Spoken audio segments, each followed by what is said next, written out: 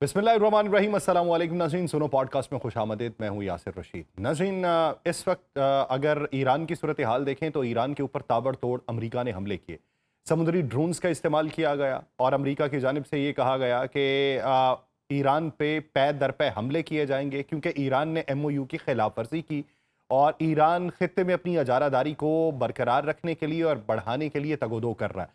जवाबन operation नसर 2 का ऐलान कर दिया गया ईरान की तरफ से और खत्ते में जो अमरीकी अहदाफ है उनके ऊपर हमले शुरू हो चुके हैं।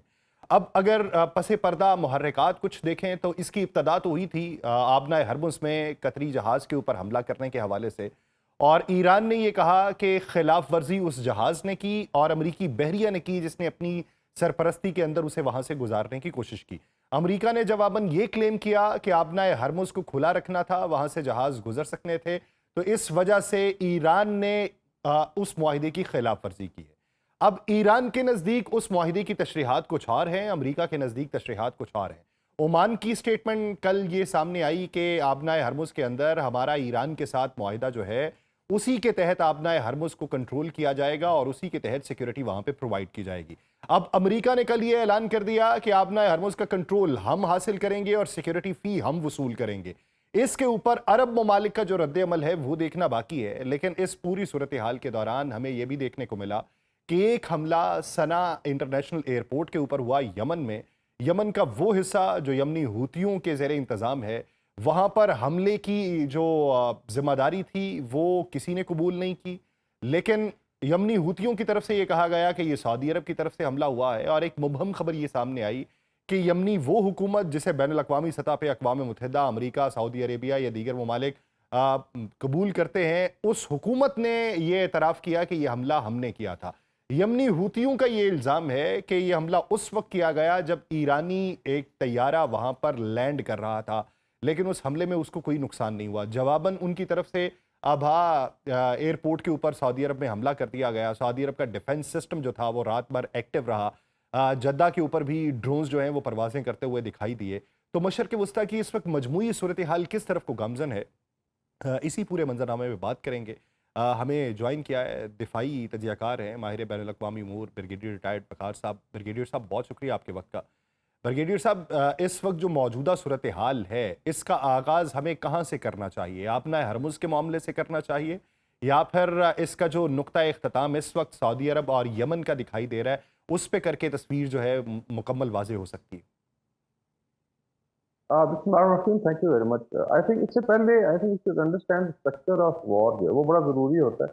बिकॉज़ एपरेंटली हम स्टीरियोटाइप करते हैं 1+1 2+2, वो ऐसा नहीं है। इसमें एक तो एक आई वुड से इम्बैलेंस ट्रायंगल है, जो जो 3 बड़े ममालिक की लड़ाई में मुतहारिब जो है। अमेरिका में ट्रम्प साहब पर्सनैलिटी है, highly imbalanced.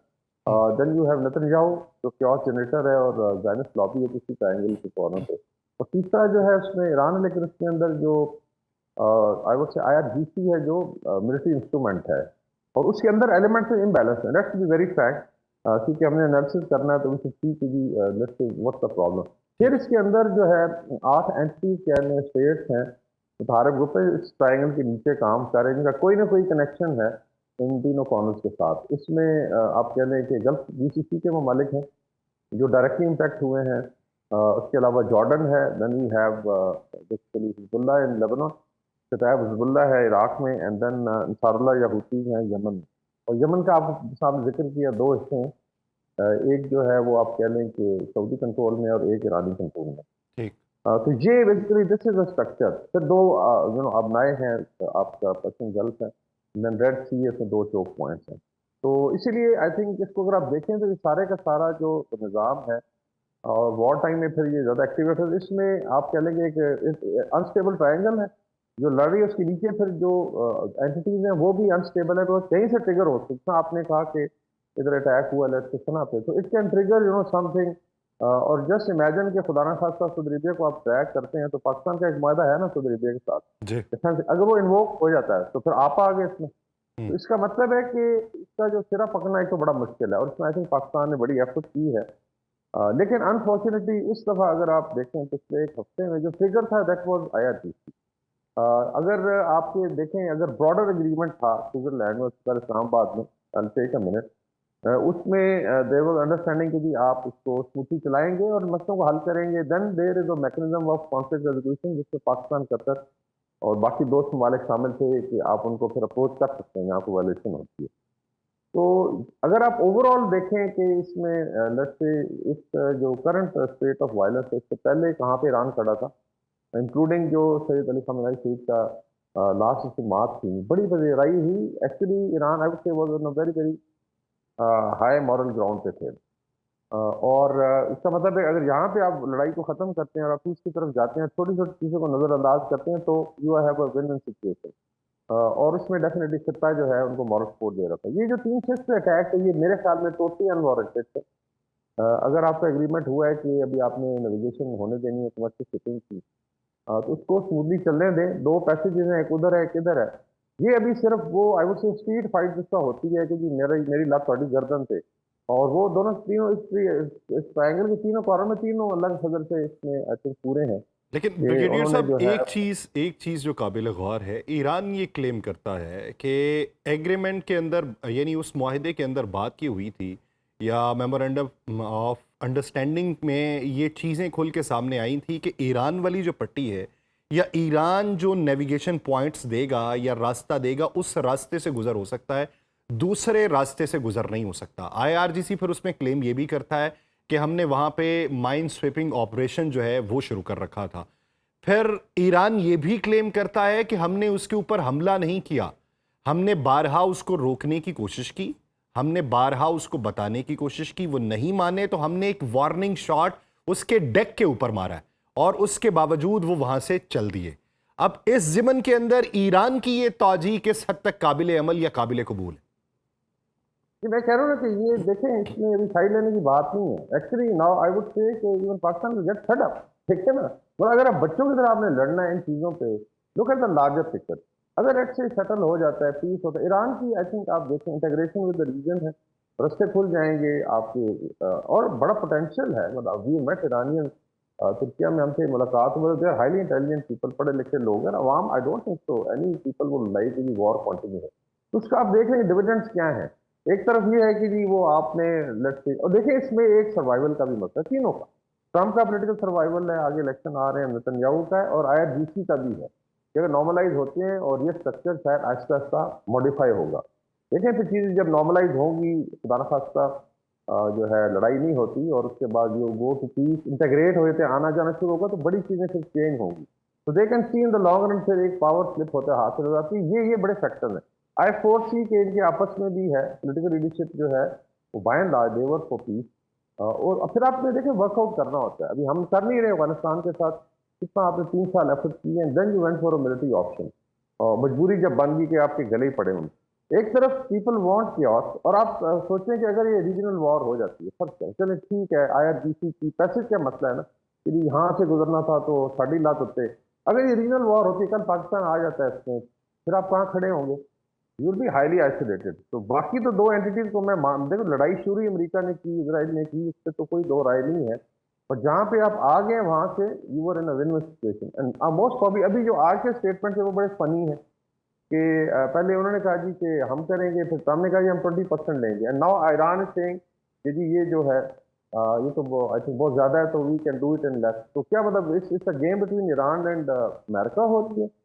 Is it such a non serious issue है जब दुनिया का पूरा अपने अमन और इकोनॉमी दाव पे लगी हुई है? तो उसमें you have to climb down. देखिए नेगोशिएशन में हमेशा टू क्लाइम डाउन, रिटोरिक कम होना चाहिए।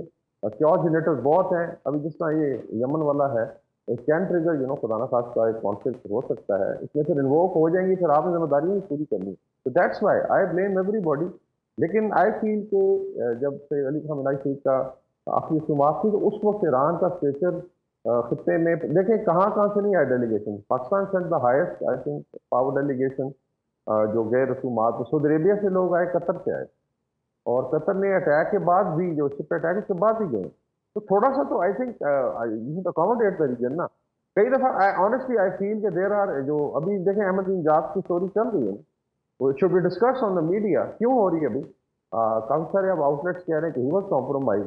इससे पहले जो शातें हुई हैं तो मसाद की पेनिट्रेशन है, and somehow I have an inkling कि कोई ना कोई बीच में सर फंसा हुआ है शायद आपने उनके लिए। आपने वो तज़किरा छेड़ा तो सर उसकी सदाकत के ऊपर किस हद तक ईमान लाया जा सकता है? वो बात न्यूयॉर्क टाइम्स की तरफ से की गई। अहमदी नैयाद के ऊपर पहले भी बहुत सवाल उठाए गए और अहमदी नैयाद से पहले इस्माइल कानी के ऊपर बहुत सवालात उठाए गए थे। फिर उनकी रुपोशी के ऊपर सवालात उठाए गए, फिर उनका नहीं, सामने आई आना। थिंक थोड़ा एक एक मिनट, हाँ एक मिनट, मैं तो एक देखें ना, एक अपील, उससे पहले जो शातें हुई हैं इंक्लूडिंग सैयद अली खamenei, ये हम्म, इनसाइडर के बगैर हो सकता था? Let's be objective. I am not criticizing. देखें जितना आई थिंक मैंने बैठ के मीडिया पे डिफेंड किया है, because Iranians were I would से on the right side of history, हक पे हैं, और बिल्कुल जितना उन्होंने फलस्तीन के लिए काम किया। लेकिन इस वॉर के अंदर जो शातें हुई हैं पिछली दफा जून में और इस साल, आप बताएं कि can it be possible without insider job? इसका पेनिट्रेशन तो है ना। तो इसका मतलब है कि आपने उसको साफ करना है। इस्माइल हनिया की शहादत होती है, इनके साइंटिस्ट शहीद किए गए।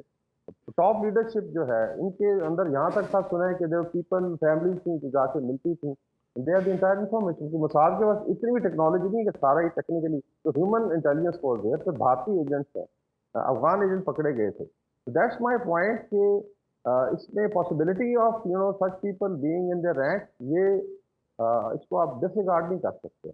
आप ये बताएं कि जो let's say result into another shooting war चलें, और उसमें अमेरिका पे नुकसान होता है, पूरे इस्लामिक वर्ल्ड का नुकसान होता है, पाकिस्तान ड्रैग हो जाता है, तो उसका रिजल्ट क्या होगा आप खुद बताएं फाइनली। ये I think this is not a street fight, they have to look at it कि बेसिकली इसके डिविडेंड्स क्या हैं। दूसरा, आज के Iranian people, I don't think so now anybody wants कि इस चीज़ को प्रोलॉन्ग किया जाए। लड़ाई जो है अल्टीमेटली जो इसका आई थिंक नुकसान होता है, पूरी जनरेशन सफर करती है। आपने इंफ्रास्ट्रक्चर बिल्डअप करना है, और जो पोजीशन थी, मैं उसकी बात करूँ, बड़ी ज़बरदस्त position I would say even now, कि हिस्ट्री जब लिखी जाएगी to be declared as a victory for Iran, because एक मिडिल पावर ने सुपर पावर को आप कहने शिकस्त की है, या बराबरी पे भी आ गया तो एक डिफीट होती है बड़ी power. That's my point. Hegemony dent हुई है। Who wants war in the region? आप खुद बता दें किसका से डिजाइन हो सकता है, जो हम कह रहे हैं उसमें खासा ईरान वीकन हो। अभी तो देखें जो स्ट्रक्चर बनना है आगे, इसको स्टेप कहा जा रहा है, Saudi Arabia, Türkiye, Egypt, Pakistan, और मैं कह रहा हूँ कि इट शुड बी स्टेप ही, और वो होगा ईरान। ये 5 मिडिल पावर मिल के मैनेज करें सिक्योरिटी को, और आप उस तरफ जाएं। बाकी आई अंडरस्टैंड, एक सुपर पावर है अमेरिका, एक आई वुड से एक शैतानी पावर है, they have ability to create chaos anyway, वो किसी के सक्के नहीं है। लेकिन मेरे ख्याल में रीजन की जो फोर्सेज हैं पीस के लिए, उसकी तरफ आप जाएं। अभी जो आज बातचीत हुई है तो स्लाइटली डिफरेंट टोन में हो रही है। मुझे तो लग रहा था कि एक जोक चल रहा है बिटवीन ईरान एंड ट्रंप जो है, वो अच्छा कह रहा था ब्रिगेडियर 20% साहब, अगर आप ये समझते हैं कि ट्रिगर पॉइंट्स कुछ मौजूद हैं, बैनुल अक़वामी सतह के ऊपर तासुर ये भी है कि स्पॉयलर इन तीनों ट्राइका के अंदर मौजूद हैं, लेकिन सवाल ये पैदा होता है कि अगर इनके रवैये यूं ही रहे तो बीच में जो मीडिएटर हैं उनके पास ऑप्शंस क्या होंगे? मुतनफ़र होने के, एक दूसरे के पास जो किसी हद तक बैलेंस इस वक्त ओपिनियन है उसके तब्दील होने के, क्योंकि कहीं ना कहीं आपका ट्रिगर पॉइंट भी है जो है वो ट्रिग करेगा। जिस तरीके से कतर ने कहा कि हम सालसी नहीं कर रहे, तो इस बुनियाद के ऊपर पाकिस्तान के पास इस वक्त ऑप्शंस क्या हैं? हम क्या कर सकते हैं? दोनों अतराफ में समझा तो सकते हैं, लेकिन जब समझने का तासुर और हर एक की अपनी अपनी तशरीहात होंगी तो फिर पाकिस्तान के पास फैसला करने का तो इख्तियार नहीं है। तो फिर अगर फैसला नहीं होता तो फिर आउटकम उसका क्या निकलेगा? आई थिंक बड़ा पर्टिनेंट पॉइंट है। देखें, जब आप पाकिस्तान कहते हैं तो मेनली इस लीडरशिप, देखें हर लीडरशिप के अपने इंटरनल एक्सटर्नल चैलेंजेस होते हैं। ये नहीं है कि you dedicate let's 80% of the time team में आप, ठीक है, एक आप, और इसमें बड़ी मेहनत शामिल है, मतलब time you don't look at the brass tacks के कैसे होता है कि मतलब फील्ड मार्शल हैं, वॉर जोन में गए 2 दफा, ठीक है, और उनके बई खा बन के गए हैं, घंटों ट्रैवल करना पड़ता है रिस्क जोन में। और मेरे ख्याल में, एंड इट्स नॉट रिटोरिक, कि पिछले 3-4 महीने में ये लोग शायद 20-30 घंटे काम करते हैं, मिनिमम 2 to 3 आवर्स।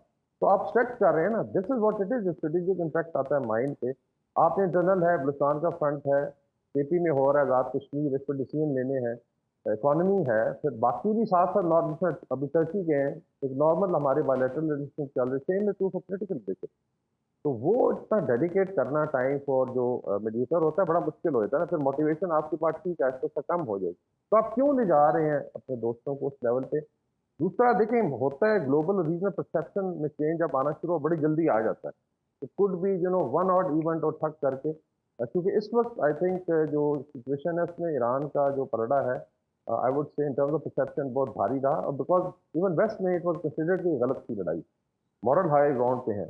और आगे जो है एवरीबॉडी, दूसरा इस लड़ाई ने हर किचन को इम्पैक्ट किया, मतलब it is such a fight या वॉर है कि इस तरह की कोई हिस्सा मैंने देखी रिसेंट पास्ट में कि हर किचन इम्पैक्टेड है। ये जो बैठे हुए हैं दिल्ली में, जो आई डोंट नो किस साइड पे हैं, फादरलैंड की तरफ हैं, खुद सफ़र कर रहे हैं, लाइनें लगी हुई हैं, सिलेंडर, गैस शॉर्टेज है, स्टॉक एक्सचेंज डाउन है, रुपये पे प्रेशर है, लेकिन पता नहीं इधर से क्या मिल जाना है।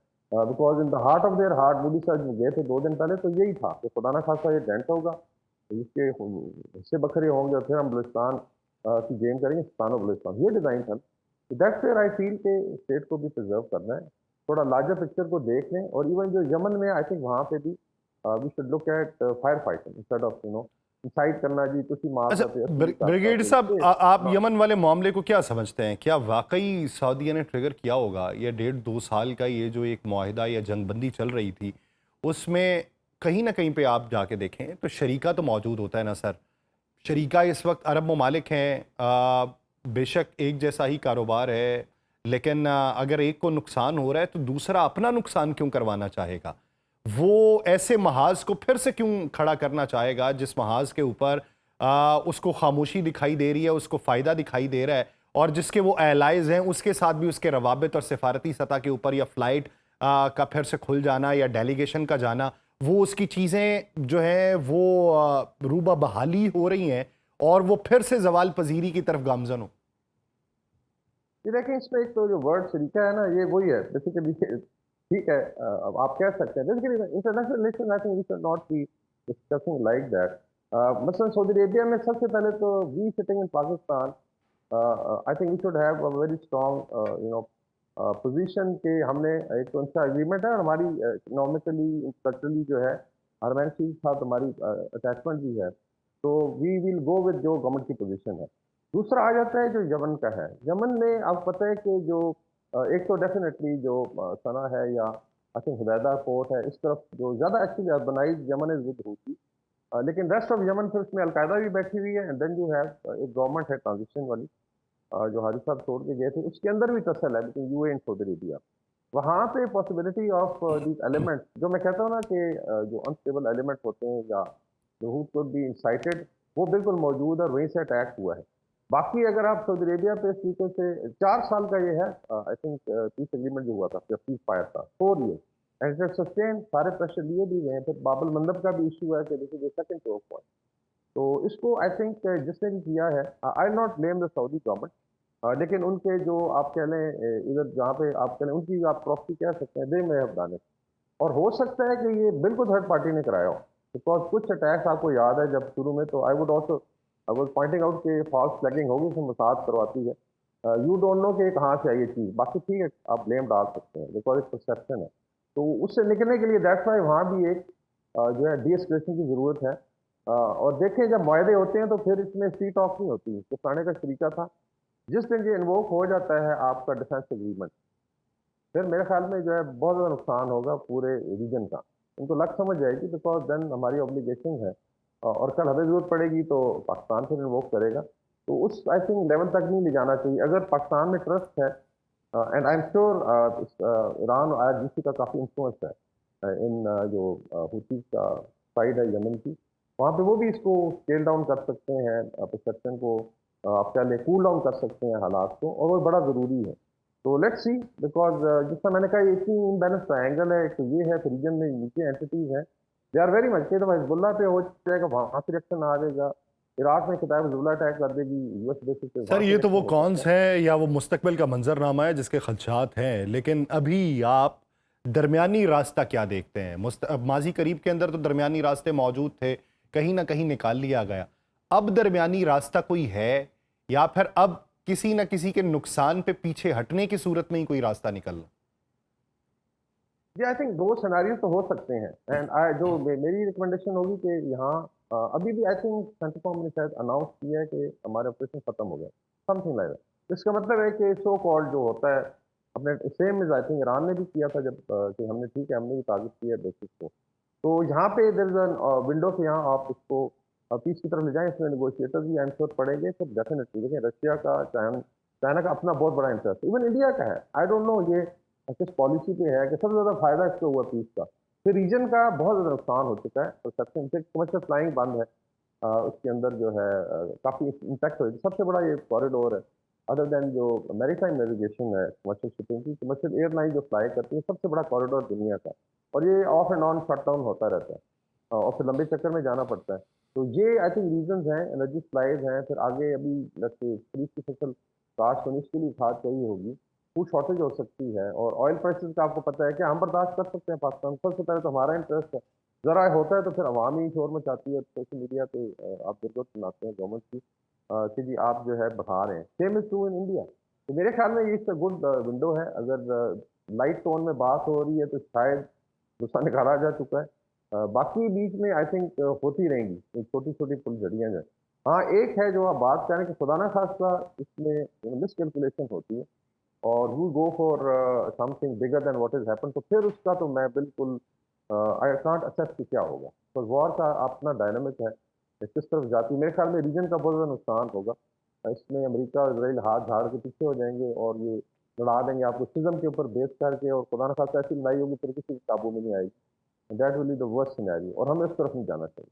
सर, इस जंग के मुतासरीन कौन कौन से ममालिक हैं वो तो उंगलियों पे गिने जा सकते हैं, या उनकी तादाद कागज़ों पे लिखी जा सकती है। सर, कोई ना कोई तो बेनिफिशरी होगा, कोई ना कोई तो कमा रहा होगा, किसी ना किसी को तो फ़ायदा हो रहा होगा, और किसी ना किसी को इसकी तवालत जो है वो कहीं ना कहीं सूदमंद दिखाई दे रही होगी, लेकिन वो ज़ेर बहस नहीं होगा। तो आपका इशारा किसी तरफ जाता है? जी, बिल्कुल। देखिए, मैं तो डे वन से जब शुरू हुई थी जो ग्रेट डिज़ाइन था, इट्स नॉट ओनली कि जो लोग कहते हैं कि great Israel is just one part, hmm. लेकिन main thing is hegemony establish करना, एक इज़राइल का आपने खौफ पैदा किया, जिसको फिर हमास ने डेंट किया या हिज़बुल्लाह ने किया, और फिर एक स्टेज आई कि किसी हद तक फिर ईरान के साथ जो लड़ाई से पता चला कि नहीं, they can be taken on. Basically it is to establish hegemony, और उसके अंदर फिर सारा ग्रेट इज़राइल से सारा आ जाता है, because then there is hegemony. अभी भी आप देख रहे हैं, America is the only let's say state in the world जो एस्टैब्लिश कर सकती है military position anywhere in the world. Chinese अभी नहीं कर सकते, या रशियन फेडरेशन ठीक है यूरोप में लड़ सकती है। तो ये और फिर ग्लोबल हेजेमनी अमेरिका की, जिसको चैलेंज किया गया। तो असल खेल ये है कि आप, और आई वुड नाउ कनेक्ट जो लास्ट ईयर हुआ था, मई पे हम पे हमला हुआ, जून में हुआ ईरान पे। They are both connected. ये दो ही मिडल पावर्स हैं जो आप कह रहे हैं कि मिलिटरीली स्ट्रांग है, comparatively stronger than rest of Islamic world. इनको डेंट किया जाए, और एक तरफ डेफिनेटली इंडिया को एडवांटेज एडवांटेज होता है, एक तरफ इजराइल को, और फिर ये सारा जो है कितना जो आप कह रहे हैं पदरा कर दिया जाता है, उनको लग समझ जाती। तो अल्लाह ने किया कि दोनों साइड पे नाकामी, और इस साल फिर that's why Pakistan went to support Iran, not only diplomatically morally but हर लिहाज स्ट्रेटेजिकली भी, क्योंकि ये हमारा अपना इंटरेस्ट भी है। तो मेरे ख्याल में वो आपकी बात के जो फ़ायदा जो है इसमें बड़ी पावर ही उठाएँगी। इसमें एक तो अमेरिका का फिलहाल ये है कि अगर वो हेजेमनी कायम कर लेता है तो फिर ही control the entire energy resources. लेकिन लॉन्ग टर्म में इसका फ़ायदा इनडायरेक्टली जो बात होगी चाइना को होगा, बिकॉज़ इनके स्टॉक्स डिप्लीट हुए हैं। इनका जो हेजेमनी का एक ऑरा था वो डेंट हो गया बुरी तरह। नाउ पीपल नो कि एक मिडल पावर अगर टिक जाए और अच्छी लीडरशिप हो और अवाम साथ हो, तो you can take on a super power. ये कोई भी नहीं बर्दाश्त करती बड़ी पावर ये। तो लॉन्ग टर्म में चाइना का भी फायदा है कि पीपल लुक एट इट, जो है चाइना को कि as a peace maker, development के लिए काम करते हैं, जो कि इनका BNR प्रोजेक्ट है। तो बाकी डेफिनेटली इसराइल को फायदा होगा। तो सर, नुकसान क्या सबसे ज्यादा ये पाकिस्तान मुमकिनात को में से होता है कि किसी वाक़े का वक़ूअ पज़ीर होना और फिर उसके असरात में किसी का फ़ायदा हो जाना और उसकी उसमें शमूलियत भी ना होना, क्या ये मुमकिनात में से होता है? क्योंकि अक्सर औक़ात ये कहा जाता है कि किसी भी वाक़े की अगर असल जड़ को ढूंढना हो तो देखिए कि इस वाक़े से फ़ायदा किसका हुआ, तो आपको असल जड़ का मालूम हो जाएगा। तो हम यहाँ पे उस जड़ पे कैसे शक कर सकते हैं? ये देखिए, उसमें ये इसको बटरफ्लाई इफेक्ट भी कहते हैं। हाल ये बटरफ्लाई इफेक्ट तो है कि कोई भी इवेंट हो जाए, बस इंटरनेशनली उसका इम्पैक्ट आएगा, और ब्राजील में होगा तो यहाँ पे पहुंच जाए। बाकी वर्ल्ड वॉर 2 में देखें, वर्ल्ड वॉर 1 में देखें कौन सी पावर, वर्ल्ड वॉर 2 में कौन सी बड़ी पावर, बरतानिया used to be big power, और अमेरिका ने लेट एंट्री की थी डिस्पाइट के पर्ल हार्बर, उसके बाद क्यों आए हैं, बिकॉज दे कुड सी कि यार इनको जरा एक दफा होने दो यूरोपियंस में, देन वी कम, और फिर चेंज हो गया। एंड नाउ एक और शिफ्ट आ रहा है। तो कई दफ़ा डिज़ायर तो हो सकती है, इट कुड बी डिज़ाइन भी हो सकता है। लेकिन वॉर जो है अपना फिर डायनेमिक्स भी क्रिएट करती है, वॉर फिर अपने रिजल्ट लेके आती है स्ट्रेटेजिक, और वो फिर बाद में बहस होगी जब लड़ाई खत्म हुई इसका क्या इम्पैक्ट हुआ था। और हमेशा कोई भी इवेंट हो, even a very small event would create impact हुआ इंटरनेशनल रिलेशन। तो इसका ये है कि there could be indirect beneficiary, जो मैंने मेंशन किया चाइना का, कि लॉजिकली आप देखें इकोनॉमी भी ग्रो कर रही है, किसी कॉन्फ्लिक्ट में नहीं गए, बाकी सारी औकात उन्होंने देखी उनकी कितनी है और कितना असला इस्तेमाल हुआ है। They were calculating every missile, every bullet being fired, और उसका पूरा आई पे जायजा लिया जा रहा है कि अगली लक्ष्य से इनके साथ कंफ्रंटेशन उससे कैसे होगी। तो उनका रास्ता इस तरह से खुल जाएगा। दैट्स इंडो पैसिफिक से इंडिया को निकाला गया है। Now you have, so may be China को लीवरेज देना पड़ेगा उनको। ये फिर इनडायरेक्ट बेनिफिट्स होते हैं जो आपने रियलाइज नहीं किए होते। आप तो गए थे ना जी कि हम रेजीम चेंज करेंगे, हम इसके हिस्से बखरे करेंगे, फिर pro Zionist lobby, Shah Iran का बेटा भी तैयार था हेलीकॉप्टर पे आया, तो नहीं हुआ। तो वॉर कैन टर्न, बट इसका डेफिनेटली इम्पैक्ट आएगा जो इस वक्त इसका आप कह लें अहाता करना काफ़ी मुश्किल है, but you can always look at के लॉन्ग टर्म में it is done to American hegemony, it is done to Israeli hegemony, and it is rise of China, और एक्सेलरेट होगा।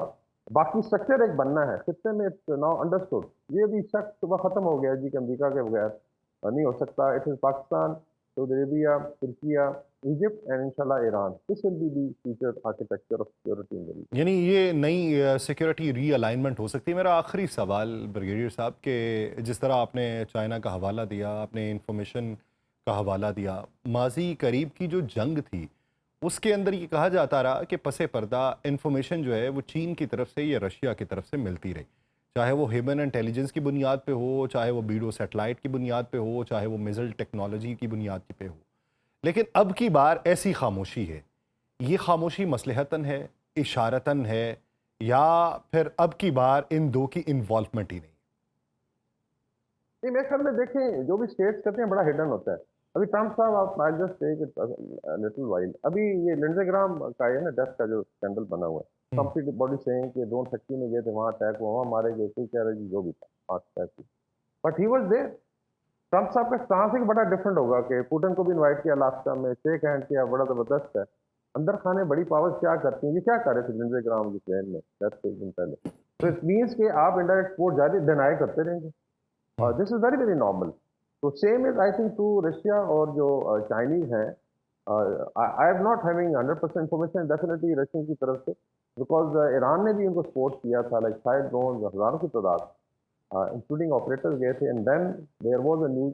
अभी भी रशिया ने आई थिंक एक दो न्यूक्लियर प्लांट पे जब अटैक करने की एफर्ट की, कहा मत करें, तो maybe Russian nuclear scientist are there. ये चीज़ें कोई सामने डिस्क्लोज नहीं करेगा। अगर 40 से 70 मिलियन डॉलर मिल रहा है तालिबान को अमेरिका की तरफ से, हम्म। तो क्या पॉलिसी है टेररिज्म पे? तो देखें ना, because the big powers can do it, और छोटी पावर्स की मजबूरी होती है। तो हो सकता है चल रहा हो, क्योंकि वॉर टाइम में फिर आपने रिस्ट्रक्ट करना है, अपने डिफेंस सिस्टम को बेहतर बनाना है। दोनों साइडों ने किया है, ईरान ने भी अपनी बेहतर की होगी, जहाँ जहाँ कमियाँ देखी हैं, तो वो इसमें डेफिनेटली बड़ी पावर्स का रोल हो सकता है, हम्म, लेकिन हमारे पास कोई एविडेंस नहीं है, और सही। ना एविडेंस कोई सामने आना।